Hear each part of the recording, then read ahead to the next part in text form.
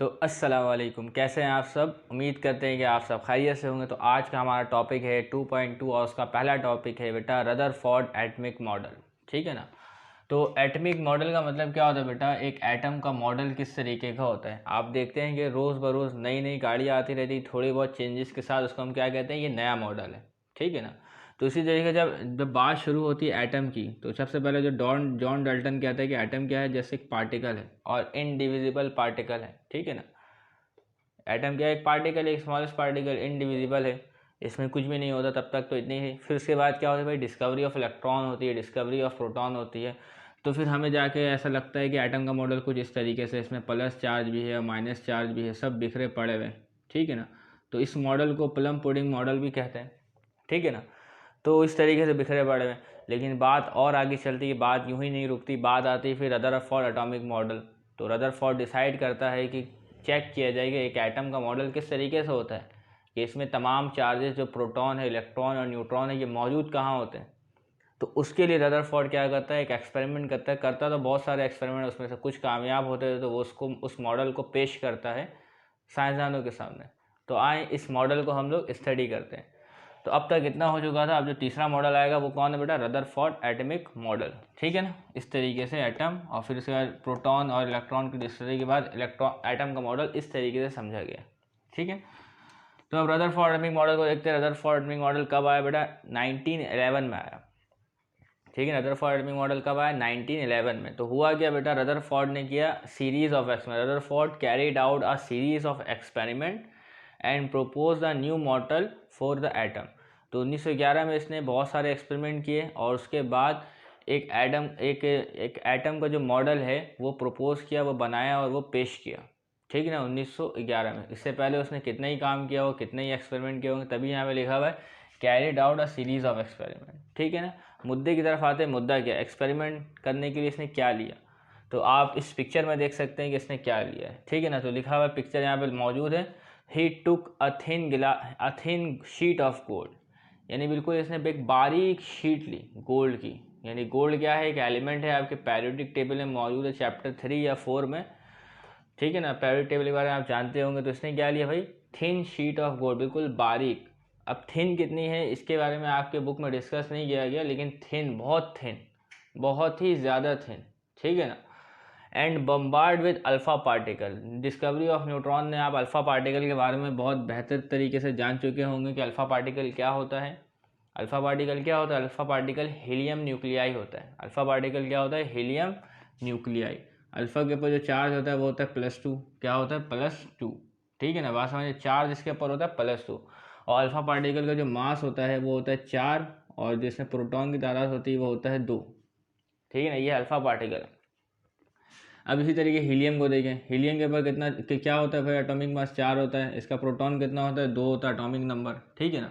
अभी helium neutral है। क्या है, न्यूट्रल, इसके ऊपर कोई चार्ज नहीं है। जब आप हीलियम में से क्या निकाल दें, 2 इलेक्ट्रॉन को निकाल दें, तो हीलियम बन जाता है हीलियम न्यूक्लियाई। क्या बन जाता है, हीलियम न्यूक्लियाई। इसके ऊपर एक +2 चार्ज आ जाएगा। तो अल्फ़ा पार्टिकल को हम हीलियम न्यूक्लियाई भी कहते हैं। क्या कहते हैं, हीलियम न्यूक्लियाई भी कहते हैं। ठीक है ना। तो इसने क्या किया, एक गोल्ड शीट ली बिल्कुल बारीक सी, इस पिक्चर में आप देख सकते हैं। ठीक है। And bombard it with a alpha particle, और अल्फा पार्टिकल के ऊपर क्या करवाया, बम्बार्ड करवाया, उसके ऊपर स्ट्राइक करवाया गोल्ड शीट के ऊपर। ठीक है ना। लेकिन याद रखिएगा, शीट जो है बहुत थिन होनी चाहिए। ठीक है।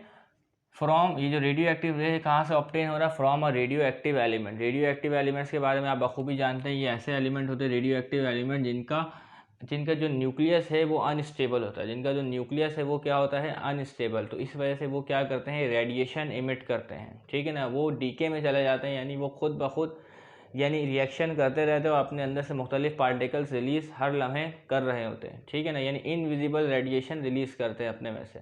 ठीक है। तो रेडियो एक्टिव एलिमेंट्स की कुछ मिसाल हमारे पास है, जैसे कि एक रेडियो एक्टिव एलिमेंट्स है आपका रेडियम। ठीक है। इसके बाद है पोलोनियम, है तो और भी, जो आपकी किताब में वही लिखा जा रहा है। ठीक है। इसके अलावा यूरेनियम है। तो इन तीन रेडियो एक्टिव एलिमेंट्स के बारे में आपकी किताब में जिक्र है, रेडियम, पोलोनियम और यूरेनियम। यूरेनियम का नाम आपने ज़रूर सुना होगा। ठीक है। तो ये सब क्या है बेटा, रेडियो एक्टिव एलिमेंट्स है, जो कि क्या करते हैं, इनविजिबल रेडिएशन रिलीज करते हैं। क्यों, क्योंकि इनका जो न्यूक्लियस है वो अनस्टेबल होता है। ठीक है। तो radio active elements like polonium, तो इन्होंने क्या लिया भाई, पोलोनियम को लिया और इसमें से अल्फा पार्टिकल को स्ट्राइक करवाया गोल्ड शीट के ऊपर। तो क्या होता है, this rays scattered from the atom, scattered from the atom. जब ये रेस गोल्ड के एटम के ऊपर पड़ती हैं तो फिर क्या हो जाती है, फैल जाती हैं। क्या हो जाती है, फैल जाती हैं। कुछ पास हो जाती हैं और कुछ फैल जाती हैं, ठीक है ना। From the atom examined on zinc sulphide screen. अब इसके पीछे जो जिंक सल्फाइड की स्क्रीन लगी है सर्कुलर टाइप की, ठीक है ना। गोल्ड शीट के ऊपर पड़ने के बाद वो जो रेजेज हैं फैल जाती है मुख्तलिफ डायरेक्शन में, ठीक है। कुछ आगे जाती हैं, कुछ डिफ्लेक्ट कर जाती हैं, कुछ बाउंस बैक हो जाती हैं और फिर उसको देखा जा सकता है, एग्जामाइन किया जा सकता है जिंक सल्फाइड की स्क्रीन पर। जिंक सल्फाइड की स्क्रीन, ये जो साइड में जो स्क्रीन बनी हुई है जिंक सल्फाइड ZnS, ठीक है ना। तो इसके ऊपर आसानी से इसको हम ऑब्जर्व कर सकते हैं, शाइनी अपीयरेंस आएगा इसके ऊपर, ठीक है। अब उसके बाद हम ऑब्जर्वेशन क्या करते हैं, ज़रा आए ऑब्जर्वेशन देखें। ऑब्जर्वेशन तो आसान सी बात है। तो most of the alpha particle past straight, तो ज़्यादा जो अल्फा पार्टिकल है वो स्ट्रेट चले गए, ठीक है। एंड अनडिफ्लेक्टेड यानी मुड़े नहीं, ठीक है ना। थ्रो शीट, तो शीट में जाते हैं बिल्कुल भी नहीं मुड़े। ज़्यादातर most of the alpha particle pass through the sheet and undeflected through sheet and produce illumination. Illumination मतलब एक ब्राइटनेस, एक चमक महसूस हुई, ठीक है, एक लाइट दिखी आपको ऑन ZnS स्क्रीन, ठीक है। अब आगे देखिएगा, वेरी फ्यू अल्फा पार्टिकल यानी चंद alpha particle, very few alpha particles undergo small and strong deflection. तो सिर्फ चंद अल्फा पार्टिकल क्या गए, small and strong deflection. Deflection क्या बोलते हैं बेटा, मुड़ जाना, टकराने के बाद मुड़ जाना। तो बहुत ही चंद अल्फा पार्टिकल ने क्या शो किया, स्मॉल एंड स्ट्रॉन्ग डिफ्लेक्शन, ठीक है ना। उसके बाद देखिएगा, जैसे कि आप पिक्चर में देख सकते हैं, on hitting the gold foil, जब गोल्ड फॉइल के ऊपर क्या है वो रेजेस पड़ी तो अल्फा पार्टिकल जो है वो डिफ्लेक्शन में चलेगी, एंगल बनाते हुए मुड़ गई, चाहे 90 का बनाए किसी का भी एंगल बनाते हुए क्या हो गई, मुड़ गई। इसके बाद भी क्या हुआ, a very few alpha particles 1 of 8000 यानी 8000 अल्फा पार्टिकल में से एक पार्टिकल रिट्रेस देयर पाथ यानी बाउंस बैक, यानी सीधा जा रहा है गोल्ड शीट के ऊपर पड़ा वापस घूम के आ गया, रिट्रेस देयर पाथ अपने रास्ते पे वापस आ गया।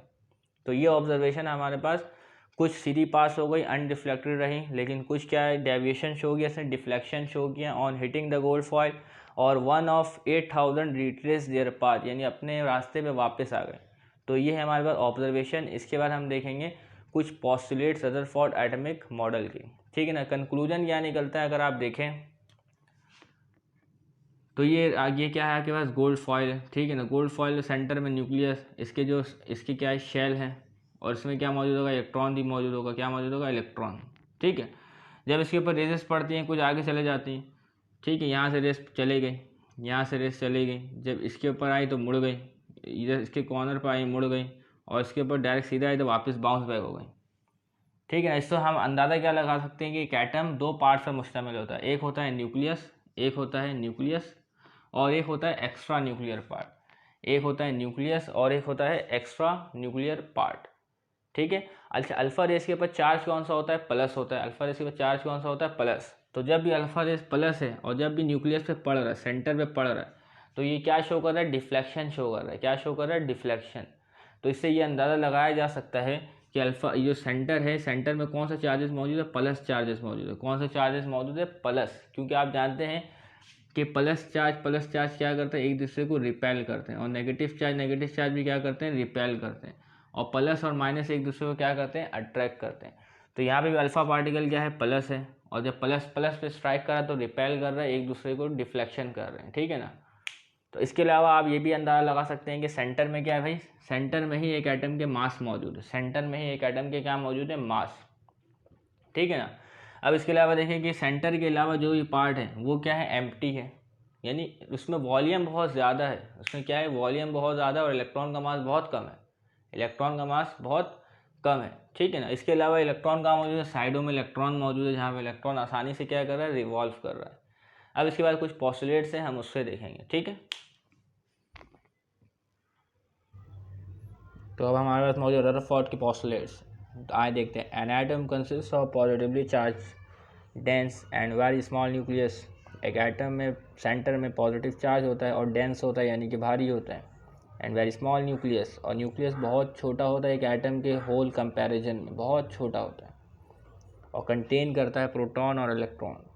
The entire mass is concentrated in the nucleus of an atom. तो एक एटम का जो ज़्यादातर पूरा मास है वो न्यूक्लियस पर ही बेस करता है। इलेक्ट्रॉन के मास को हम नेगलेक्ट कर देते हैं क्योंकि इलेक्ट्रॉन का मास बहुत कम होता है एक न्यूक्लियस के बराबर, यानी प्रोटॉन के मुकाबले में कम होता है। न्यूक्लियस के मुकाबले में कितने टाइम कम होगा। तो एक इलेक्ट्रॉन का मास प्रोटॉन के मुकाबले में 1836 टाइम कम होता है। The nucleus is surrounded by large empty space. Nucleus surround एक घिरा हुआ लार्ज एम्प्टी स्पेस है, खाली जगहों से, which is called extra nuclear part, जिसको एक्स्ट्रा न्यूक्लियर पार्ट कहते हैं। Where probability of finding electron is maximum, जहाँ पे इलेक्ट्रॉन का पाया जाना बहुत ज़्यादा चांसेस है उसके, ठीक है ना। The electrons are revolving around the nucleus. Electron जो है न्यूक्लियस के इर्द गिर्द सर्कुलर पाथ में घूम रहा है विद हाई स्पीड। बस ओनली इस बात पे ज़्यादा गौर करिएगा क्योंकि बोहर में इस बात को पकड़ा जाएगा। The electrons are revolving around the nucleus in circular path with high speed only, बस। द सर्कुलर पाथ को हम क्या कहते हैं, ऑर्बिट्स कहते हैं, उसको शेल्स के नाम से भी जाना जाता है। An atom is electrically neutral. एक एटम क्या है, इलेक्ट्रिकली न्यूट्रल होता है, मतलब कि इसके पास equal number of proton and equal number of electron होते हैं। प्रोटॉन और इलेक्ट्रॉन बराबर होते हैं तो एक एटम क्या होता है, न्यूट्रल होता है।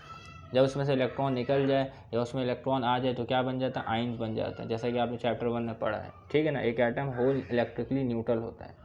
The size of nucleus is very small as compare to the size of original atom.